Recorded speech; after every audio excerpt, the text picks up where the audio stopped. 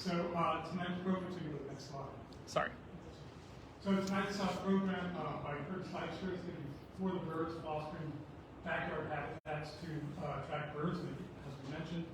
It's co-sponsored by our group and by the Muskegon County Nature Club. Curtis is a native of Grand Rapids, went to Dordt College in Iowa, graduated in 1999, and since then he's been involved in education and conservation, and spent some time at Camp Rogers in Rockford. And since 2013, he's been Parks Naturalist for Ottawa County Parks. And I know he's an excellent birder because the few times I've been able to go out on his bird walks, I've learned something that I didn't know before. And so he's really an excellent birder. So if you get a chance to go on any of those bird walks, just take that as an opportunity to do that. So I'm going to turn the program over to Curtis here. Thank you so much, Michael. Thank you all for having me here this evening.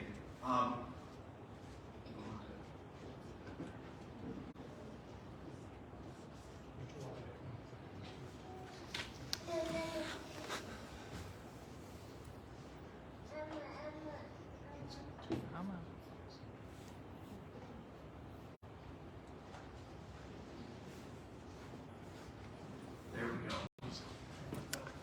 Thank you so much for having me tonight. Some of you know that this is the second out of 3 times that I'm going to be giving this presentation this month. And so I'm super excited to be able to do a program like this for all the local Audubon clubs. I did Holland Audubon Club exactly a week ago today. And on Monday, this coming Monday, Grand Rapids Audubon is hosting me for this presentation. So it was kind of a random thing. I gave some selections of programs that I could do for each one of them, and they all selected this. And that told me something. It told me there's a real big interest in making your backyards favorable to birds. So maybe I was hitting on a nerve. Let's see once if we can have a discussion on how we can attract birds to our yards, and maybe go a little bit beyond just feeding the birds, right? That's the first thing we all think of. Well, we put up a bird feeder. That's how you feed birds. Well, there's so much more to it to make your yards effective bird magnets. So we're going to foster entire backyard habitats to attract birds. And I say backyard just for the simplicity's sake, but this can be your front yard too. Any part of your yard. Well, as Michael said, I work for Ottawa County Parks. I just celebrated my 10th anniversary with the parks. And I am taking on a new title at the parks as of this week as well. So the county board allowed us to voted in that we could expand our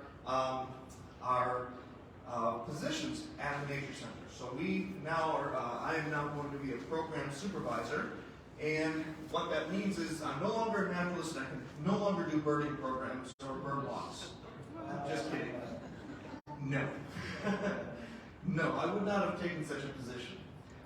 What it means is that the roles that I have taken on over the last 10 years are the position is now kind of catching up to the roles that I've taken on over the last 10 years. And I'm going to have somebody partnering with me. I'm going to be taking on most of the public programming aspects of things.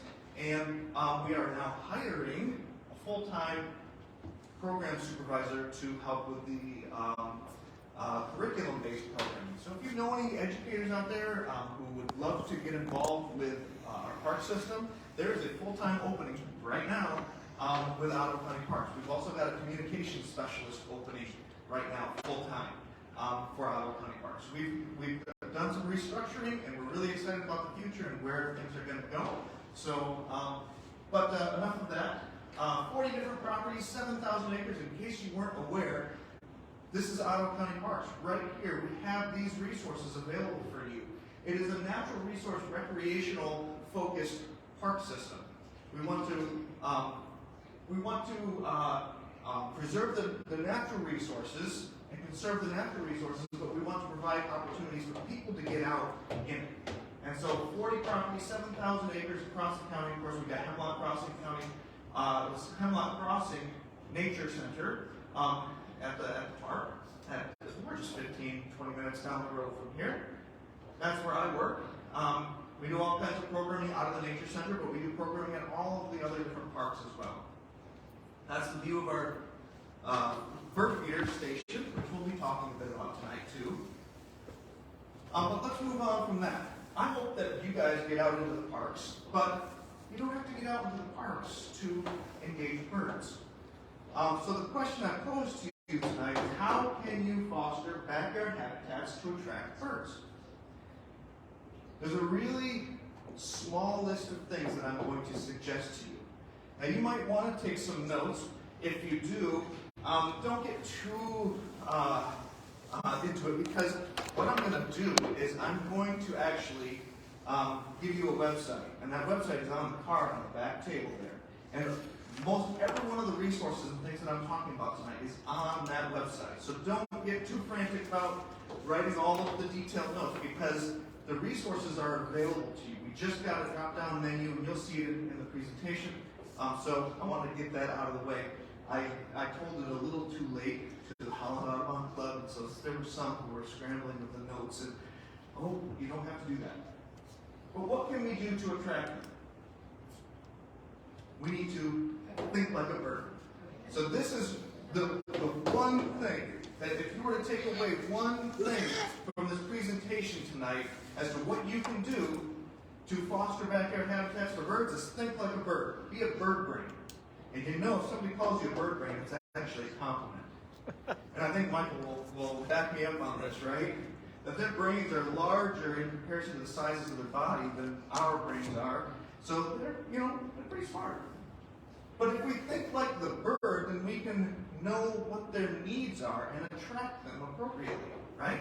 If we think like humans, then we're, putting human attributes onto birds. And that doesn't necessarily work for attracting birds. So what are the essential things that a bird wants for survival?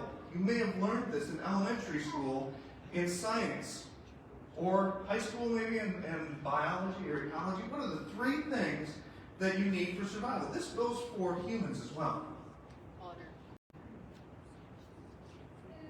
Food, water, shelter. Wow.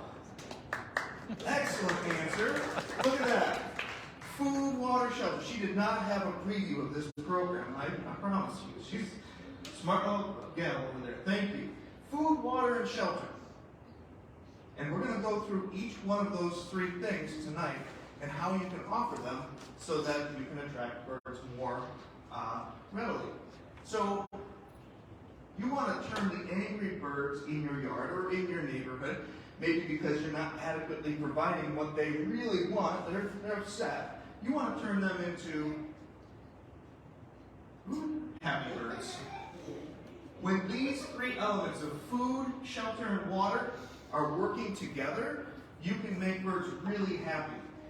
When they are in concert with each other, the birds have what they want and will be in your yard more often and in greater numbers. So let's start out with food, but I don't want to belabor the point with food, because we can do a lot of programs about what foods to feed and such, but what I want to focus on is the habitat, the shelter, and the water. But we're going to go over some of those aspects of food. What do the birds really want? Well, the number one kind of food, and some of you have probably heard me say this before, is black oil sunflower seed. You can use it whole, like the picture here, in the shell, or you can do the hearts of sunflower seeds, black oil sunflower, like this. It's a no-mess version. It creates less mess under the feeder. The birds can get at it more readily. They don't have to crack open the seed. I tend to use the no-mess at the park. As you can see in this feeder right here, we've got that one out. Because it actually made a really huge difference in the number of birds that come to our feeder. And the length of time that they stay there. They can just gorge themselves. They love it. So I recommend black oil sunflower seed. If you're going to feed one seed or one thing to birds, that's it. Lots of different ways that you can offer it. And I should mention, tube feeders and these kind of hopper feeders or platform feeders are good ways to feed it. But not all the birds are going to come to a feeder like this. Cardinals have a hard time hanging on to it. So you want to offer it in different types of feeders that different types of birds can get onto. And I really like the tray feeder here. because anybody can get in on that. Black thistle or Niger seed is also a good seed to feed birds, in particular if you want to attract finches, like goldfinches. Goldfinches here and here. Other finches that it might attract, if you're lucky, are pine siskin, right here. And then what's this guy? Common redpoll.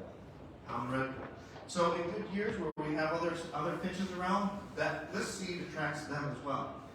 You usually can put them in something really cheap like this. This is just a finch thistle sock, and the birds can all perch all around on that. Or if you want, you can use this kind of feeder. But I tend to like this. This is like one of these socks, but it's actually a metal mesh feeder, and that tends to be the best at attracting the most birds. They can all cling on the outside.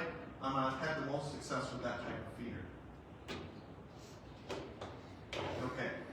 Not all birds feed on feeders. A lot of them feed on the ground. And so you want to put food on the ground, or else you might not get as many dark-eyed jungos, American tree sparrows, mourning doves really like it on the ground. Was anybody at Coffee with the Birds? Did you see the fox sparrow? Where was he? He was on the ground. We had the fox sparrow. They just arrived in migration. We had one at Coffee with the Birds. This is a picture from another time. But fox sparrows like it on the ground too. So what I like to throw on the ground is a mixture. I like millet is a really good seed to throw on the ground. So millet with cracked corn and some black oil sunflower seeds. That mixture tends to do really well to attract the birds that eat on the ground.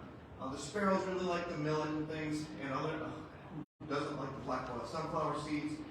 Even the red-bellied woodpeckers will come on the ground, and they'll eat up some of the cracked corn, as will some of the mourning doves. If you find these mixes at the store, don't put this kind of a mix in your feeder up above. Because what those birds will do is they'll come in and they'll shove everything out of the feeder and they'll grab the black oil sunflower seeds that are mixed in. And you wonder, well, how did they go through the seeds so fast? Well, it's because they're just picking out the black ones here. So put this on the ground, and I would avoid ones that have a lot of red millet in it, because that's kind of one of your junk seeds. The little red round ones that go in most of these bags of seed, try to avoid that the most you can. I found that the Junco mix at De Bruyne's in Zealand is a really pretty good one. That's what we use on the ground. And suet. Suet is great. We're going to round out the food, at least the human-provided food, with suet. You can get suet cakes, like this one here or this one, or you can get it if you go to the butcher. You might ask them to sell you some of the raw suet that I can feed during the winter time when it's nice and cold out. This fatty substance, it's all fat. It's fat from beef.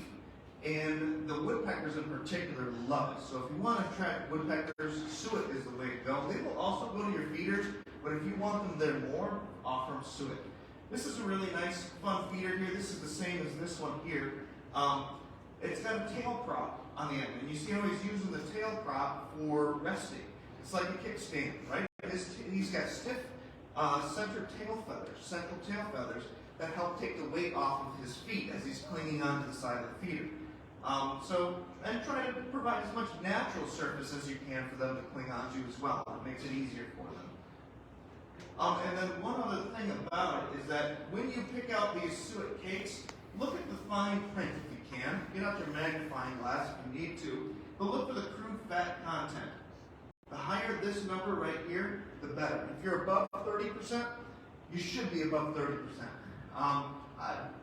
You should easily be able to find one over 30%, but I can find them over 50%, and some of them, like what they've got at De Bruyne, is actually stark white, and it is 100% suet. It's 100% fat, so that's a really good option. It's a little bit more expensive, but you're giving them exactly what they want. Sometimes they try to advertise these things like it's a granola bar for you to eat, and remember, think like a bird. What does a bird need? Bird needs fatty energy, fat for energy reserves for winter. It doesn't need all the food, right? Go right for the fat content. Can we ask a question? Yeah. So last year we were told not to feed birds because of the risk of I have not seen any guidelines up to date right now. I know that they relaxed those suggestions a while back. I haven't seen any resurgence of it, but it wouldn't be a bad idea to check as far as whether you should feed or not. There was some restrictions on it, whether you should feed birds because of the spread of disease. I haven't heard anything about it lately, but if anybody does hear anything, let me know about it. Sometimes that passes by me in the busyness of everything else going on in the Nature Center. So I appreciate hearing from you. If you hear anything about it, let me know. I don't know right now, but I've not heard anything. So hummingbirds, real quick, they're going to be coming back at the last of April. So get your hummingbird feeders out the last week of April. 4 parts water to 1 part sugar. For hummingbirds, 6 parts water to 1 part sugar for orioles. You can fix it on your own stove, just mix it together, put it in the feeders. Oranges and jelly are good things to feed for the orioles. In particular, just straight ones made with actual sugar and organic is better for the birds as well. Orioles really love the oranges. And if you want to learn more about feeding hummingbirds, I do have a video that you can find at that website that deals with how to select your feeder and how to make the nectar, etc. Online. So there's more to find at the website, which is on those cards. Bird feeder problems. Squirrels. Who doesn't have squirrels? You want to deny them access by avoiding putting feeders under branches like this that are less than 10 feet above, or bushes underneath, or less than 8 to 10 feet from a tree trunk. That deters them, right? Also put it up with a baffle about 4 feet up, with a feeder about 5 to 8 feet up. That tends to help. Again, it's not 100% foolproof, but work with your yard and what you're able to do to deter them. That ground food that I was telling you about, that is a deterrent in and of itself. So if you put food on the ground, the squirrels are distracted, and they'll eat that up. It's the times when I have forgotten to put the ground food out that they get curious and they start trying to climb onto the feeders. So that's another way. You can just give them what they want. Or you can feed something like safflower seed if you want, which is not preferred by squirrels, but birds still like it. Hawks, they gotta eat too.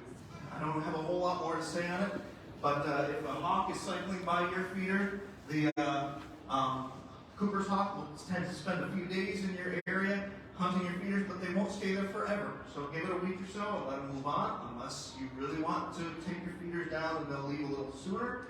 But it is a bird feeder, and these birds have got to eat too. They don't eat seeds. They're part of the ecosystem. They eat other birds. Cats, keep them indoors.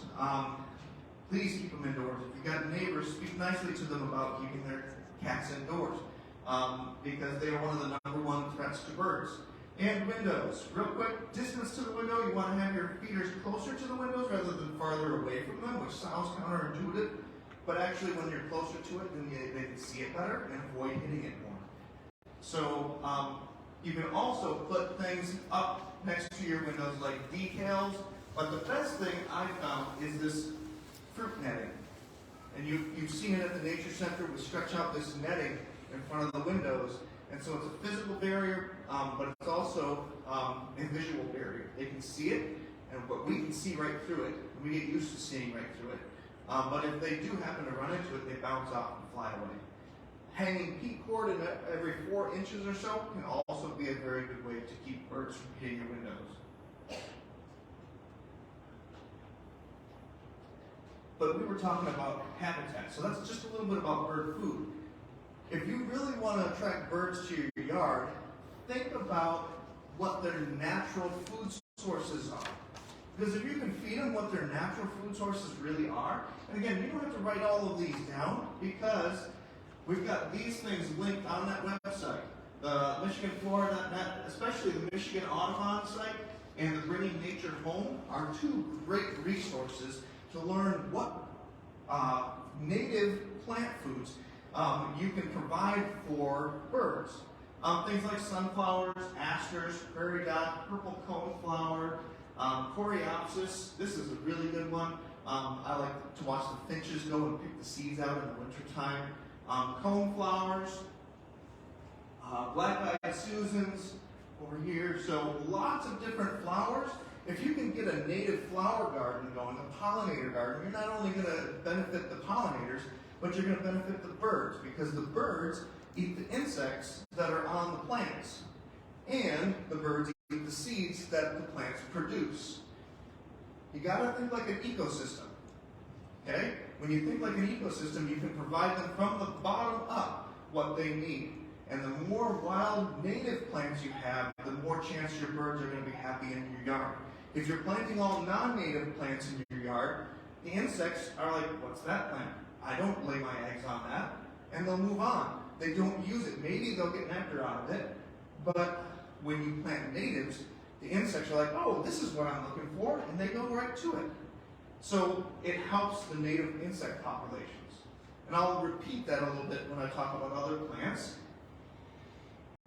Flowers for hummingbirds, bergamot, bee balm, porcelain, paintbrush, Indian paintbrush, cardinal flower, columbine, blue phlox, foxglove, beard tongue, spotted jewelweed. There's all kinds of native plants that hummingbirds will come to. You can put a feeder, but if we've got these native plants out, they're going to say, wow, we've got selection.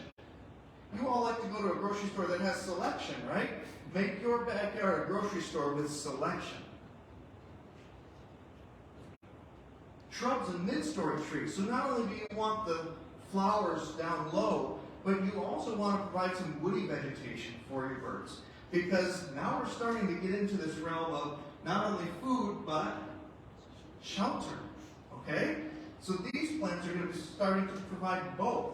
Things like serviceberry. This guy right here, real pretty in the spring. High bush cranberry. Sumac, right here. Raspberry. Hawthorn. American crabapple. And there is a non-native crabapple too, so always go native if you can. But these are your understory trees, your mid-story trees. Not the real big tall ones, but if you want birds to come down into your yard, you got to think stair steps. If they're up in the treetops, they got to have these lower branches to come down to feel comfortable to come down to the ground level, which is kind of where your bird bath might be, right? Or your bird feeders.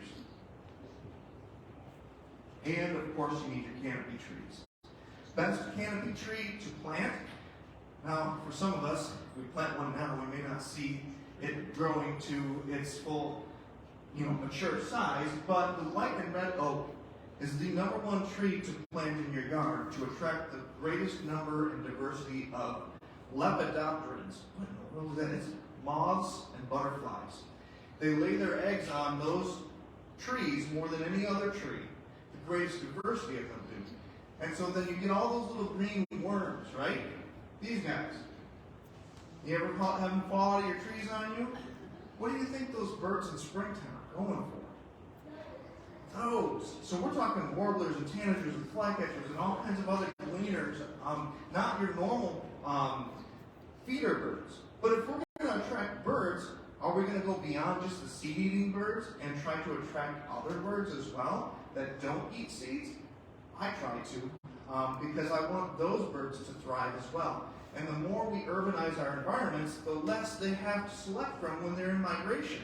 If we can provide habitats in our yards, then even in migration, when they've got to stop and refuel, they can find your backyard and say, I'm going to hang out there. And you might get some amazing warblers or other thrushes or interesting species stopping in your yard. Black cherry is also really good, and the maples, the pines provide nice shelter in the winter. But they also eat the flowers sometimes. So you maybe heard me talk about this on Coffee with the Birds, that the cedar waxwings love to eat flower blossoms in the spring. And leave your yards messy. Because what is messy to our eyes is actually beautiful to the birds.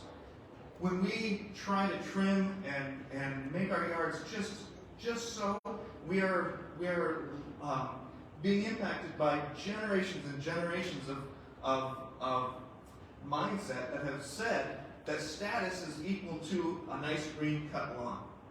And that is ingrained in our culture. And it's time to switch that paradigm to say, how does a bird view my yard? Because does a bird find that useful? Maybe a robin, right? Likes to pick the worms out of the ground. But if you leave your yard messy, that means you're leaving seeds for them to eat. It means you're providing habitat for them to hide in throughout all of the seasons. Getting them ready for spring. So leave your leaves on your property. Maybe not in your grassy areas, but put leaf cover in your flower beds.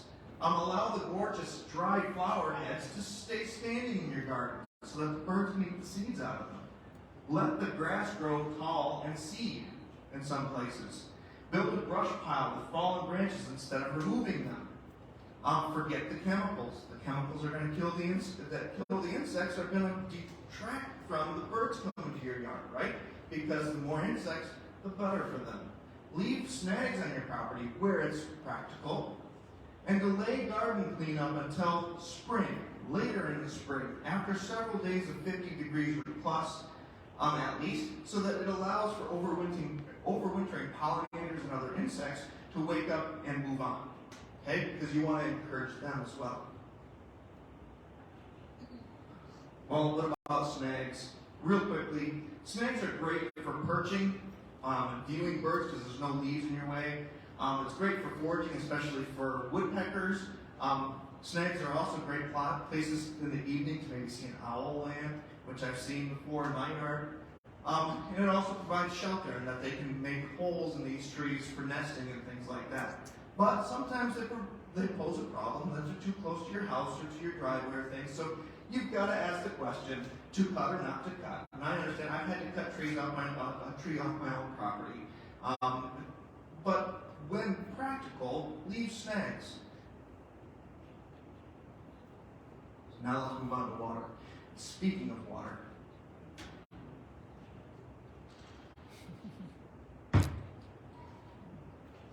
we need to keep birds refreshed and clean too. So this is the second of our triad. So why do we want to feed water or provide water to our birds? Remember, I'm going to keep reminding you this. Think like a bird. Why does a bird want water? Well, it seems pretty elementary, right? They need to drink like we need to drink. And they also do take baths. Yes, they do. So drinking and bathing. So if those are the reasons that they need water, then we need to think about how can we provide it conveniently for them so that they can do those two things. So when you look at this picture here, one of the things you want is movement of water. You want noise. They hear the water and they come to it. They might not see it, but if they hear it, it's going to get their attention and they're going to look for it. They know the sound of running water.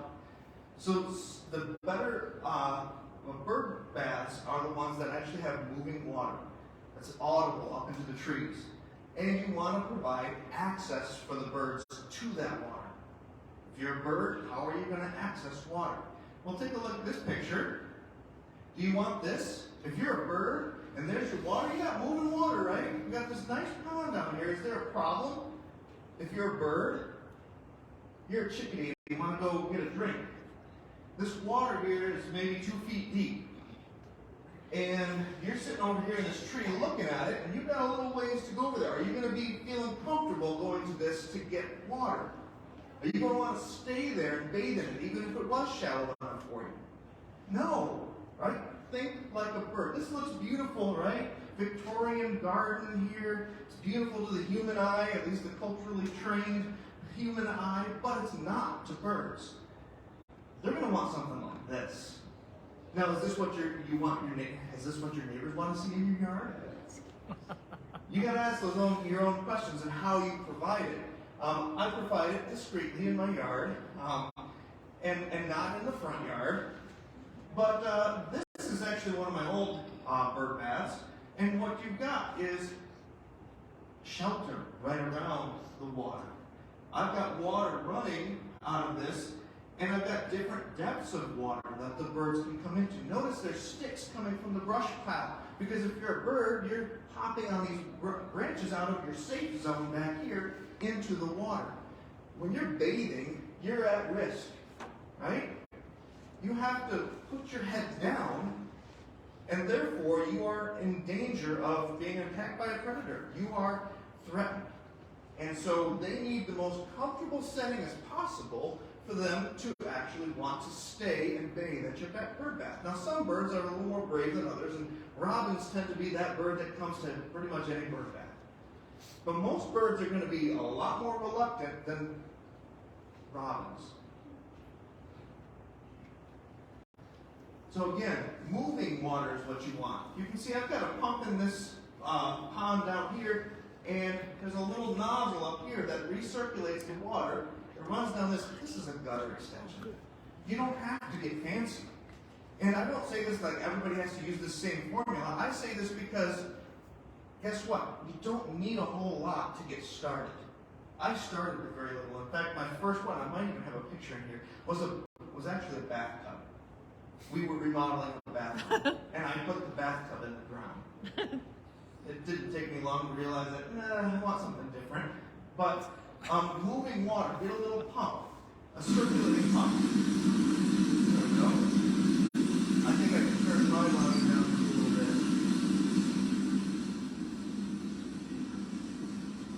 There we go, how's that? So this sound flowing water is really attractive. So the little pump down here circulates water up through the filter and drops it back down into the pond. Very simple design, very effective. Drippers can also do quite a good job. If you don't have the time to maintain a pump with a filter, just getting a little dripper to drop water like this into the water to create ripples is actually really helpful. And those ripples are more visually attractive than just staying in water. The vibrator right here is a little solar vibrator that wiggles the water and makes it more attractive to birds. But again, circulating pump is the best. And then access. Remember, if you give them all that they want, but you're in the middle of a football field with no access, birds aren't going to come and use it, right? So think like a bird. You want sticks coming down into your bird bath from above, like you see here. You want varying depths of water in here for different sizes of birds. Cleaning these will depend on the size that you have. If you've got just a little bird bath, you might want to do it every few days. If you've got a big bird bath, you might want to talk to, I've put in a bigger bird bath now. You might want to consider putting things in like aquatic plants and maybe some treatment, not harsh chemicals, but you can find organic alternatives out there to treat your water so that it stays nice and clear. And you know what? Do we have Wi-Fi here? Because I forgot to actually hook my to Wi-Fi, which I may need in a little bit. Okay. What I'm going to do is I'll finish this slide and I'll try to connect to the Wi-Fi real quick. So this is the website that is on the card in the back, myottawa.org/birding. And what you'll find is a playlist here. There's bird video playlist, bird identification, local bird clubs and resources. You can find information about Washington Islands Audubon Society there.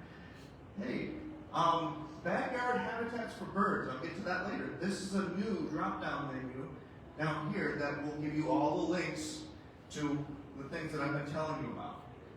But then this video playlist right here is where you'll find things like setting up my bird bath. I did a little video during COVID. I did a lot of videos and things to try to stay connected to the birding community. And then I also have this fun video of a yellow-rumped warbler visiting my bird bath. So it's not just the seed-eating birds, it's actually the warblers and other birds that will come and utilize your bird bath as well. Is that okay? Yeah. Pardon me for a second. I'm going to try to hook up to Wi-Fi. Talk amongst yourselves.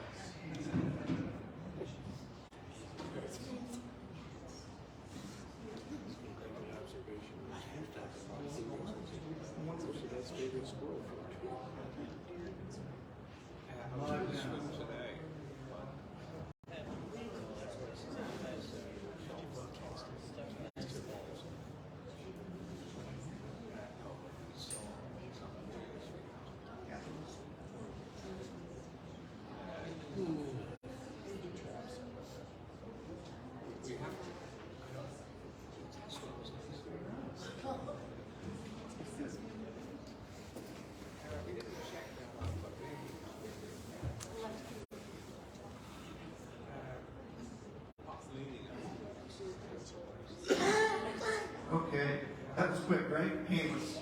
Sorry for those of you online. I had my speaker or my microphone on. Somehow it got turned off. I don't know how. Maybe it got bumped in my pocket. So hopefully you're back and hear me okay. Okay, next slide. Oh, I did include, I revised this from my first presentation because I realized it might be helpful to show you my progression. I've been doing this since 2008. This is in Wyoming, Michigan. You see this? It's a bathtub. It's not the prettiest thing in the world, but I'll tell you what, it got birds. I have my hose coming from the pump out of this shovel handle and dropping into this to make noise. And I had a nice, well, I think it was a non-native shrub there, but it provided some shelter, so I didn't want to tear it out. And guess what I had? 3 days later. Anybody identify it? Any guesses? What is it? Canada warbler. We got some awesome answers coming from the youngest members of this crowd, and I think they deserve some applause over here. That's awesome. Canada warbler came into this bird bath, only it's the bathtub version of it. Well, I quickly replaced it, not quickly, eventually replaced it with this tub that I found at the end of the season sale at like Lowe's or something, Menards, and then set this up later. A little bit more attractive. I think my wife was happy. and look at the birds it was attracting. Do you see a single one that's going to come to your feeder? Okay, here it comes. We're going to roll through this. What's this? Scarlet tanager.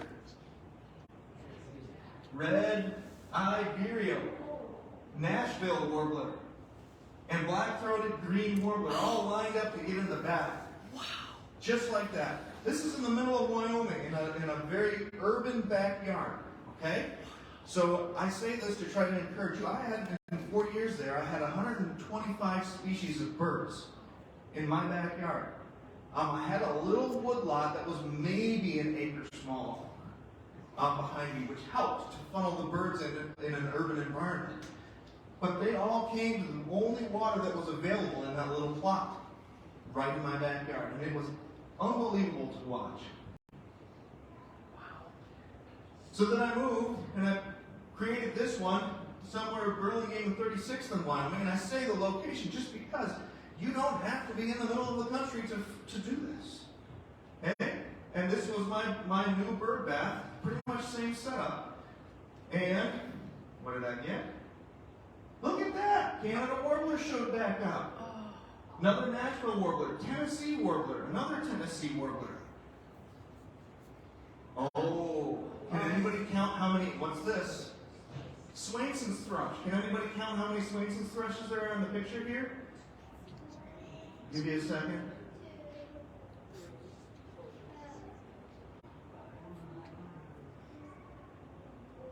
We've got 2 in this circle.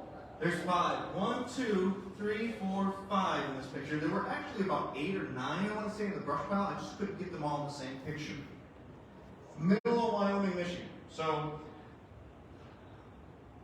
habitat, habitat, habitat.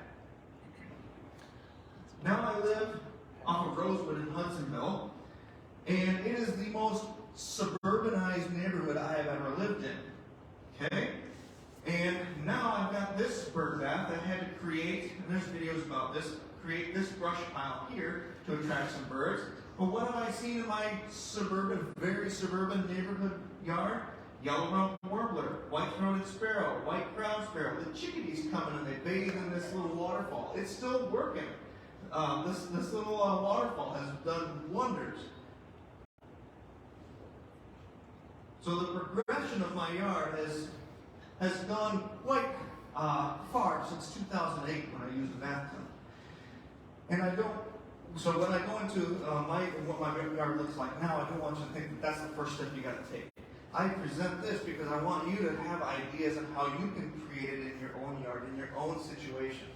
So this is the nature center. I don't expect you to put something like this in your backyard. We got this really big pump back here that pumps it all the way up to here. We got a big waterfall coming down. There's a big brush pile in the back there to attract the birds in. And we've got logs and sticks coming into the bird bath from behind. like this. Again, utilizing those same concepts at the Nature Center. In the winter, heated bird baths are great. You just got to keep on top of cleaning them. When everything else is frozen, when it's really cold, and you've got liquid water, guess what? You are the #1 stop for these birds. They love liquid water when it's cold because they got to drink, they got to bathe. Like I said, they're not real clean though. So clean this out. I try to do this daily. If you've got one of these heated bird baths, try to do that daily. Or if you want, you can get one of these little heaters and stick it in your bird bath. Those do take a bit of electricity, so just be forewarned. But they're not warming it up to hot tub heat. They're only warming it up to just above freezing, so it's not like a hot tub bath for these birds out there. How about native plantings for water? The one that I like to put on here is the cup plant, because the leaves surround the stem and collect the water in it. Insects love it, and then the birds are going to love to eat those insects, but they also will come in and drink the water out of these little cups. Shelter. Finally, shelter. How do we bring these things together? It's hard to talk about each one of them individually, but you want to have these things in concert with each other, right? You want to have them in concert so that it provides the best opportunity for birds to come and stay in your yard and get what they need. So it's not just coming to your yard, it's getting them to come and stay in your yard. Shelter, food, water. Now we're going to deal with shelter. Giving them safe access to the things that you have provided, the water and the food. So that's the way to think about shelter, is it's the glue that keeps the birds in your yard accessing your water and your food. Okay? Why shelter? Again, think like a bird.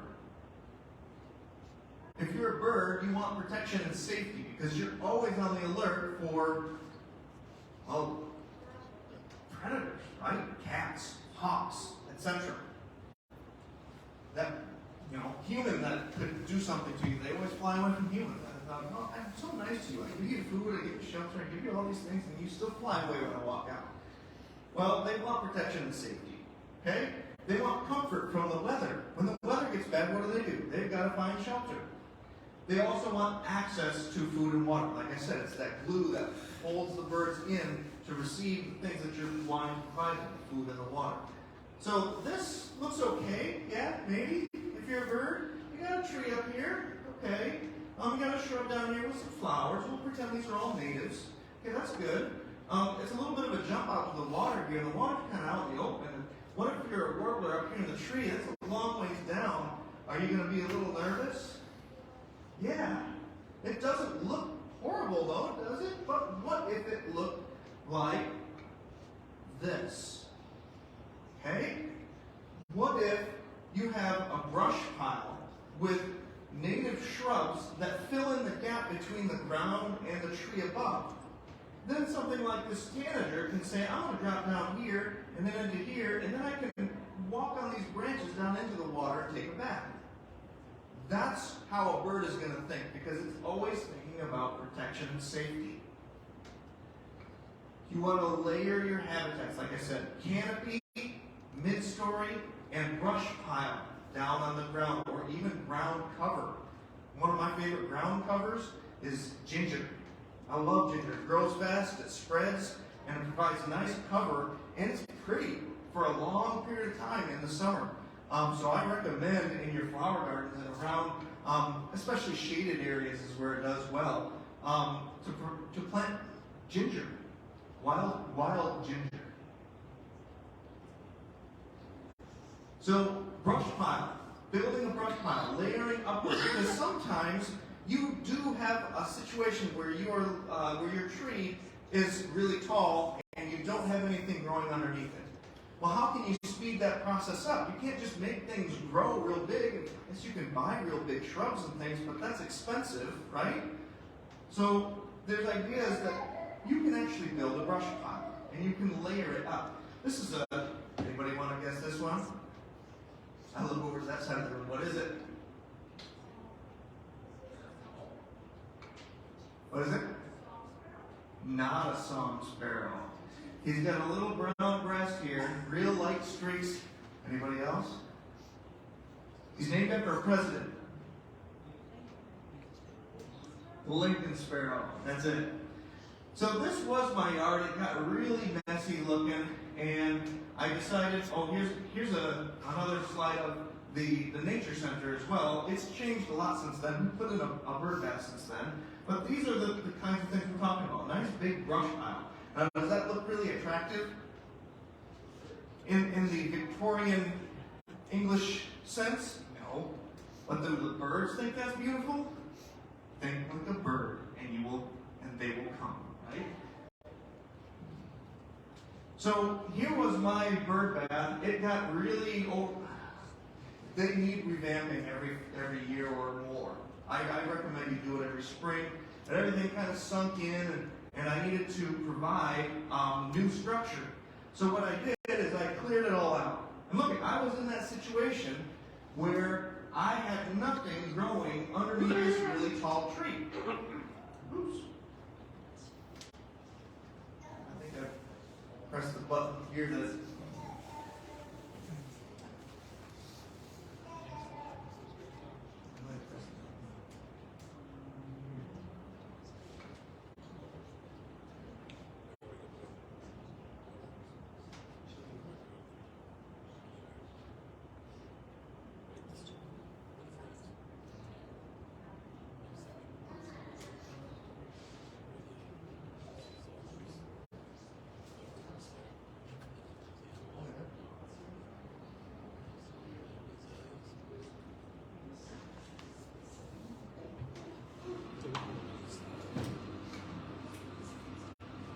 it was just a moment.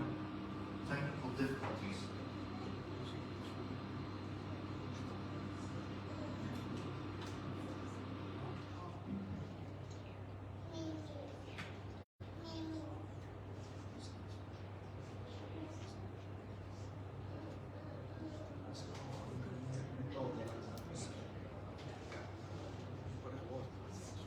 Well, I'll talk a little bit while we're trying to get this back on track.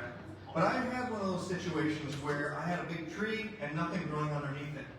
So when I cleared that area out, I decided if the structure's not going to grow fast enough for me, guess what? Aha! Now we're getting somewhere.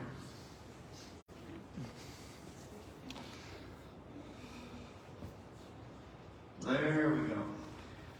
How am I going to connect the birds at the bird bath to the tree way up high? Well, we got any carpenters in here? I'm sure you can come up with better ideas than my ideas.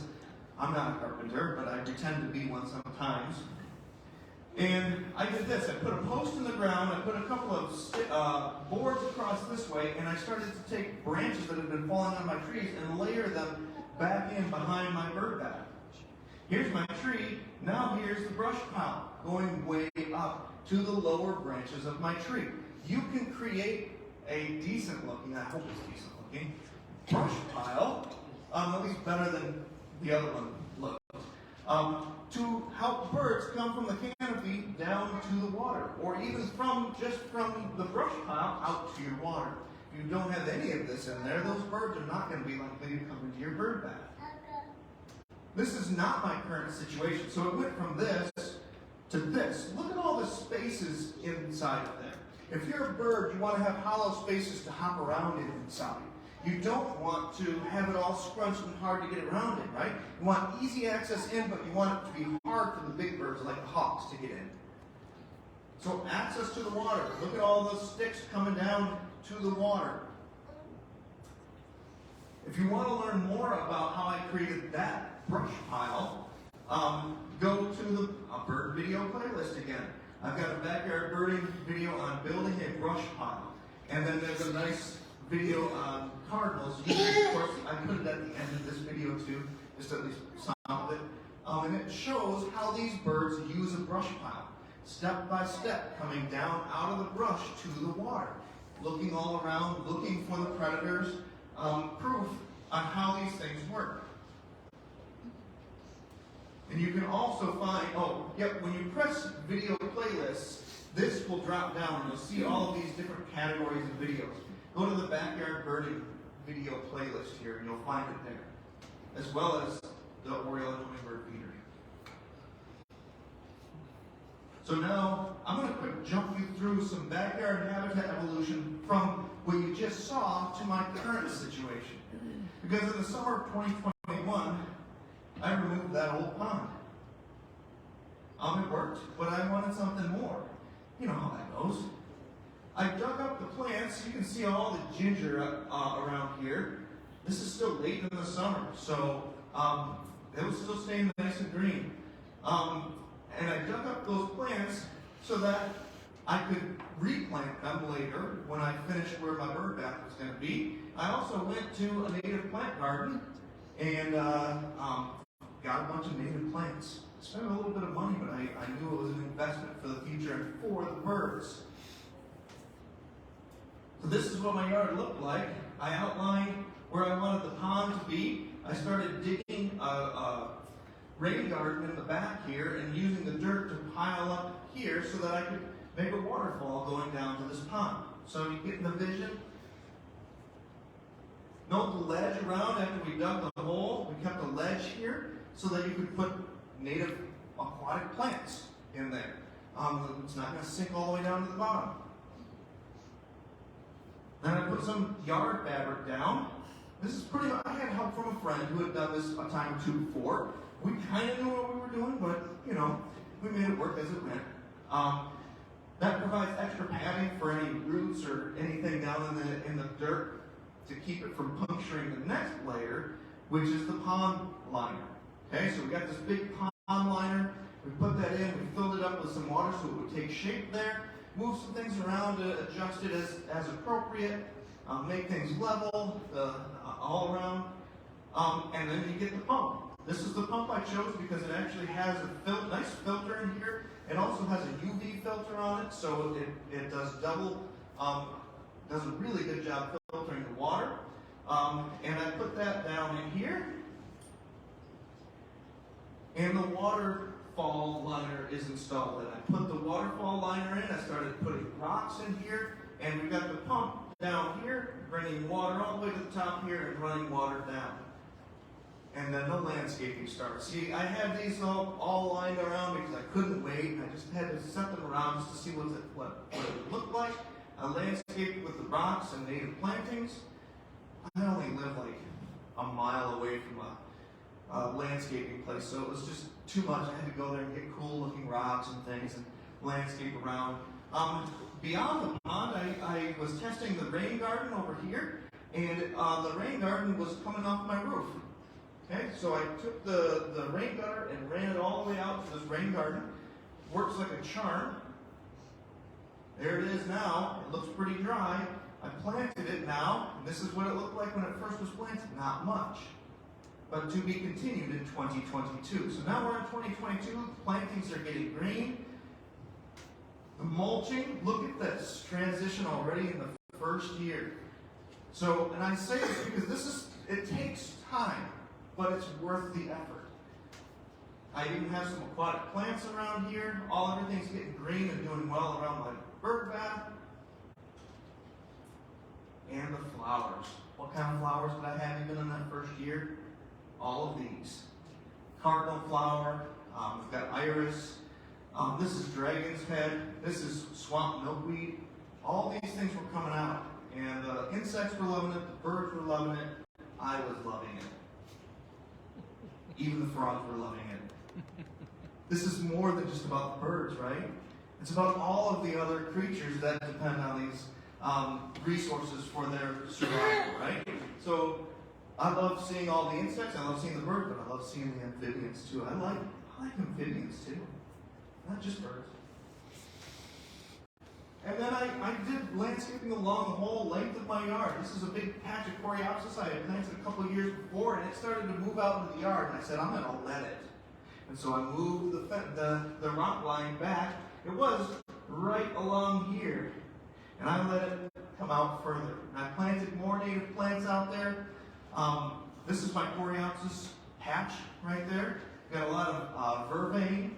I've even got some cactus and some blazing star. Lots of others in there I don't have time to go over.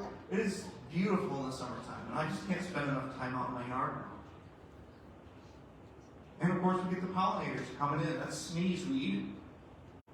I love the name of that flower. I put some additional plantings in, and by the end of the summer, look at that. It was looking pretty lush. I put goldfish in the pond to keep the mosquitoes down. They do a good job too, and we're going to see if they survive the winter. It's deep enough that they should be able to survive the winter. And so that's been the backyard habitat evolution in my own yard. I started calling it the Rosewood Native Plant Garden, get all fancy about it. But it's about the birds, the bees, the flowers, and the trees. Because when we mind all of those things, then the birds benefit. If that's what our focus is, well, we got to mind everybody else too.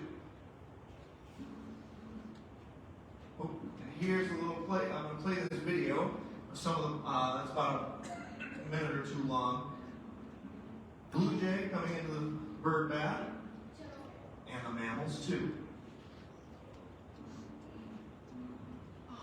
Bumblebee.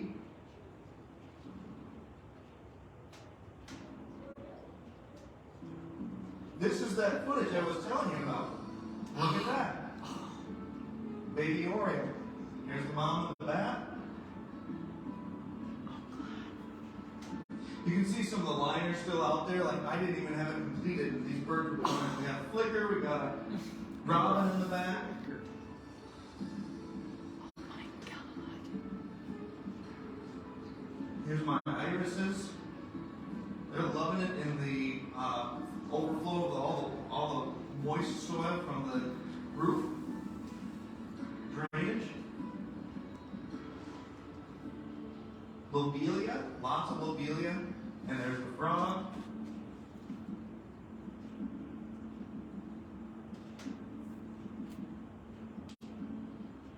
That's the rain garden right there. You can see how far it's come along in even just a year. I can't wait to see it grow again this year. There's the rain. You can see the rain garden working.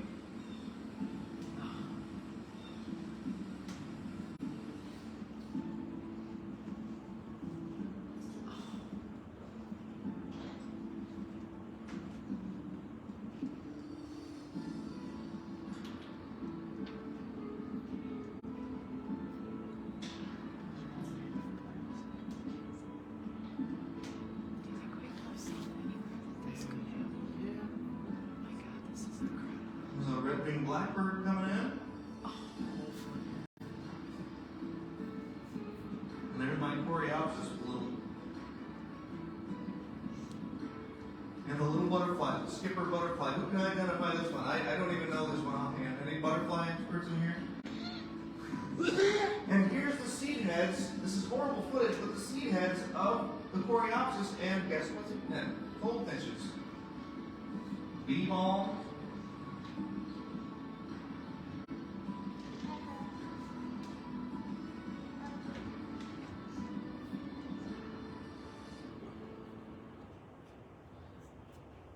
So I do that not to just show off what I can do.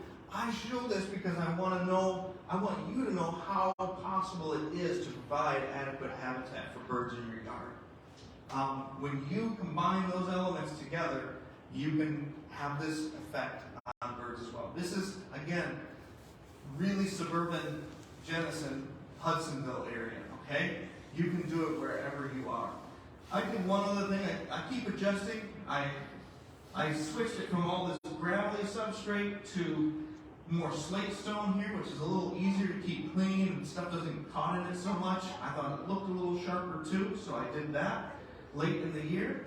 And you got to use a lot of this stuff. Watch out for your hands.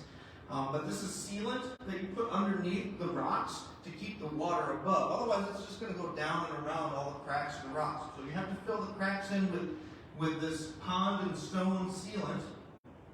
Messy stuff. Wear gloves. I didn't. I had black splotches all over my hands for several days. So it went from this, when I tore out my old bird bath, to looking like this. It took a bit of work, but it was worth it, and now hopefully I can enjoy the fruits of my labor with the bird activity this spring. The Nature Center bird feeder and brush pile looks like this from the outside. And that's the way we like it. It looks nice, right? We've got some greenery. You see a few sticks and things in there. But what you don't see is on the backside. Okay? So we look at this and we say, oh, look at all of the evergreens here and the water coming out. Really pretty. You want to know what it looks like from the backside? Has anybody ever seen it from the backside? Look at this. That's the ugly side, right? That's the beautiful side for birds, right? The birds love this. You wouldn't, if this was facing the Nature Center, maybe I could get away with it, but not everybody is fond of just a bunch of dead sticks and things. But the birds come in from the back, they come into the brush pile, and they pop out the front where we've got it masked by the evergreens. So you can work with your situations to beautify the habitat and find a balance between what we find as beautiful and what the birds find as beautiful. Shelter also comes in the forms of boxes. I'm not going to go into a whole lot of depth of this because the website that I'm pointing you to has a link to nestwatch.org. This is a great way to attract birds to your yard and keep them there, because if they're nesting, then you're going to see a lot of them. Especially wrens are really fun. Chickadees you can get. Sometimes maybe even eastern screech owl or bluebird. But they take work. They're seasonal shelter, but you got to monitor and maintain them. So go to nestwatch.org to find out more about all the different kinds of birds you can attract with nest boxes. Native plantings for shelter. Okay? All kinds of things. Evergreens. Eastern red cedar is a good one. Eastern white cedar, well, if you know eastern red cedar, it's actually not a cedar. It's called juniper. You may have learned that in the cedar waxwing presentation I gave on Saturday, right? Cedar waxwings, they should be juniper waxwings. But, oh well. Commonly known as eastern red cedar. Vines. Think about vines covering your trees. I've got a nice Virginia creeper vine growing up my tree, which helps green it up and provide shelter. Riverbank grape. All these provide food as well. American bittersweet, not the Oriental bittersweet. We definitely want to avoid that. That is an extreme invasive. Ground cover, wild strawberry, wild ginger, as I said before, bearberry, ostrich fern. I have several species of ferns in my yard that provide nice greenery during the summertime. So, remember that thing that we started out with, right? What do you want? The one thing that I want you to remember to take away from this is to think like a bird. Think like a bird. Be a bird brain. Look at your yard from the perspective of a bird, and you might have some success, because you might think about, how do they want shelter? How do they want food? How do they want water? How do these things work together so that you can turn the angry birds in your yard into happy birds. And then you are happy humans, right? Right. Happy humans watching happy birds. It's just a lovely pair. Don't write down all of these resources. They are online. But I wanted to highlight this one in particular. Michigan Audubon website has got an awesome site for Michigan native plants and bird-friendly landscapes. Okay? They suggest different species. They tell you what kinds of soil and what kinds of shade and environments they like to live in, what birds they might attract. They even give you some sample designs for what plants could go in your yard to attract certain species. These are only just a few of those designs up here, but I wanted to give you an idea of what is available there. I really recommend going to the Michigan Audubon Resources page to find out more, because I can kind of provide that surface level, but I can't provide all of the detail on how you each have to do your own yard. You have to make this to your own yard, your own situation. Some of you might be in a condo with a deck out, and you don't really have any space that you can work with. And you know what I tell you? You have space on that deck to work with. And you know what you can do? My mom's even done this. She lives in a condo association. She takes a dead branch from a tree. She puts it in a bucket that's lined with stones and bricks. And that dead tree stands straight up and provides branches for birds to land in on your deck to come to your feeder. And it works, especially in the winter when your tree doesn't have, when none of the trees have leaves on them. It gets to spring, the neighbors might be like, why is your tree not flowering or providing leaves? But you get the idea. Be inventive. I have one of those in my own yard, close to my feeder, in a place that I have a sassafras growing, but the sassafras is like this big, and I have a birch tree in the neighbor's yard, and it always sheds branches in my yard, and I stick it right in a ceramic culvert with stones in it, and there I've got a nice branch for birds to land in, and they land in it all the time. So get practical, get inventive. You can provide habitat in whatever ways, whatever your situation. Other resources, I mentioned Doug Tamley's Home Grown National Park. Ottawa and Kent County Conservation Districts have native plant sales to connect with those organizations. Cornell Lab of Ornithology has great websites like allaboutbirds.org, Project Feeder Watch, Project Nest Watch. I find a lot of great resources on the Cornell website. Bringing Nature Home is a great read if you want to learn more about how to utilize native plants for the birds. And of course, I've mentioned this website a few times. They gave me the privilege of being able to have a birding website on the county website. Okay, so you can find this very easily on the parks website. If you do it says what to do. It has a drop-down menu. It says birding. You click on that, and it takes you to this website. Or just go to Google and type in Ottawa County birding. It should pop up to the top. Okay? Go to this link right here, Backyard Habitats for Birds. Okay? And it'll come up with this whole long list of clickable links to take you to all the things that I've been talking about. Okay? So this is a great place to start. Let's spread your wings from there. Find your other resources. Make your yards great habitat for birds. And we can find on that website all kinds of other resources like information on the different Audubon clubs like Holland and Grand Rapids and the Washtenaw Islands, and Muskegon Nature Club is in there too. Coffee with the Birds programs. You can sign up for the Birding Update Newswire, which is an email that I send, an email newsletter I send out monthly, with all kinds of fun news and articles and other resources and things that you can use. I like to do videos and share them on there. Join some birding programs this spring. On the website, you can also purchase this book that was written by somebody you may know, Carl and Judy. Hey, Carl and Judy, I'm pushing your book. And upcoming programs, we've already talked about this. I definitely encourage you to come. I've spoken with her myself. We had a preliminary meeting, and it sounds like it's going to be a great time. So she's quite a national speaker. She's got a nice, if you look up Audubon online with her name, you'll find a nice article that they wrote about her. She's a great speaker, and it should be a fun time. So please join us for that. And if you want to hear this presentation again, or you want to encourage somebody else to, I'm giving it one more time. Next week, Monday, March 27th, 7:30 p.m. at the John F. Donnelly Conference Center at Aquinas College. You can find that information on the Grand Rapids Audubon Club's website. Just Google search Grand Rapids Audubon Club. So with that, I wish you all happy yard birding, and I would love to have you come by the Nature Center and give me a visit and tell me what you've done in your yard for the birds to attract them and to provide them the needs that they have, and tell me what birds you've been seeing. That'll give me great joy. So thank you very much for your time tonight.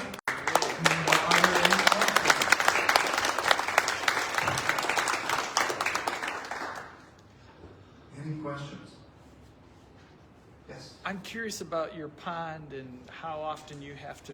Do you have to fill it? Do you experience evaporation a lot, or? So the question is, do I experience evaporation with the pond?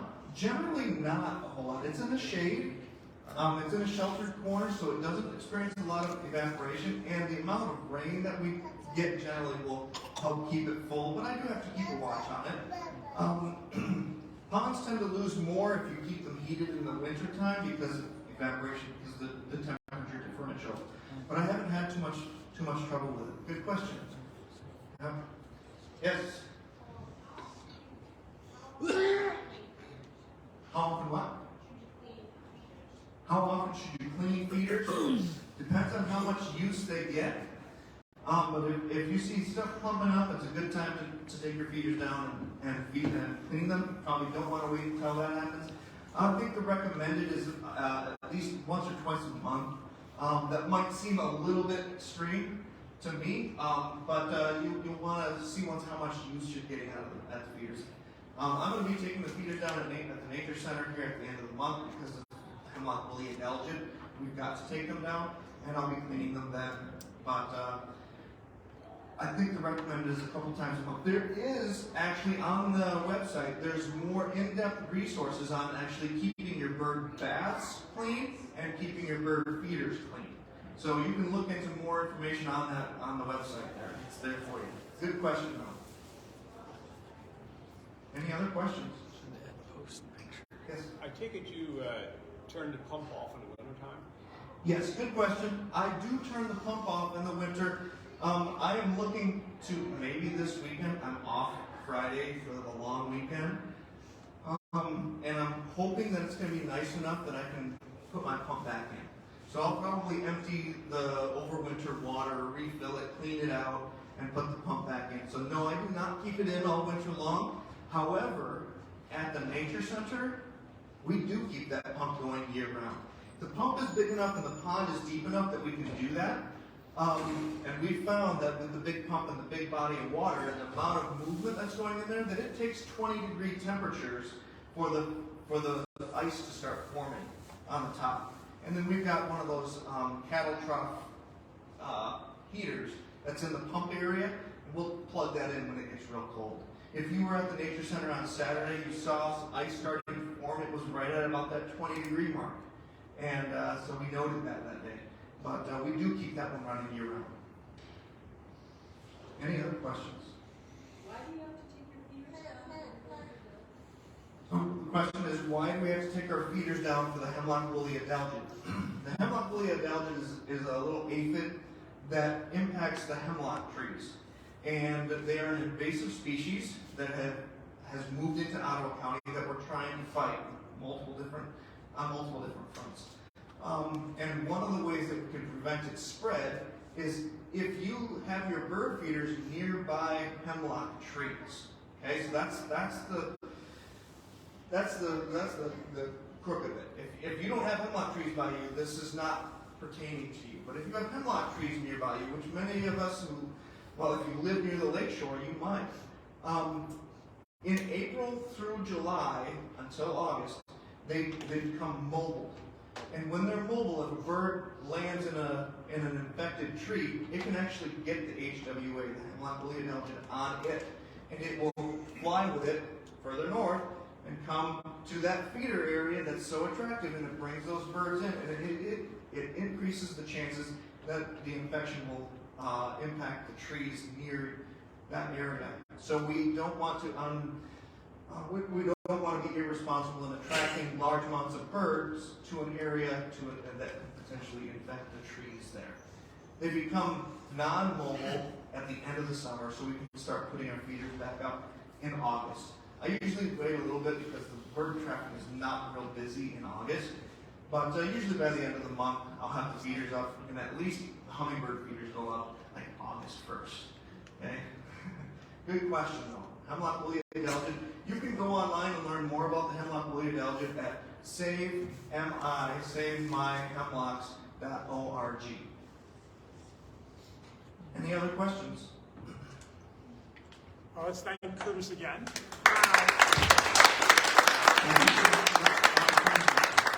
He's given us a lot of good ideas. There's some handouts on the back.